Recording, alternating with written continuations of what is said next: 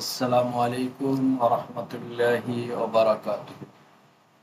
আজকের অ্যানালাইসিস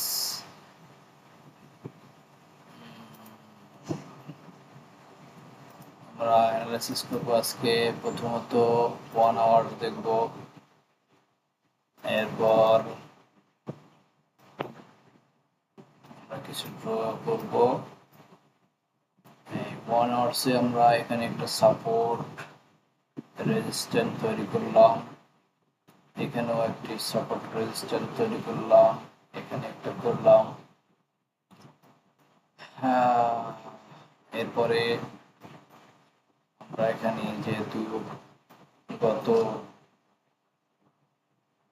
এইখানে একটা লো দেখা যায়, এই লোকে কানেক্ট করলাম। এরপর আমরা 15 মিনিটের চার্টে গেলাম। 15 মিনিটের চার্টে যাওয়ার পর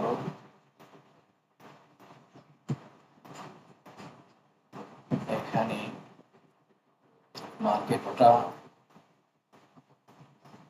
এই সাপোর্টকে ভেঙে নিচে এসেছে। মার্কেট এখান থেকে এখানে কিছুক্ষণ একটা রেঞ্জের ভিতরে মার্কেটটা ঘুরতেছে। এখন যদি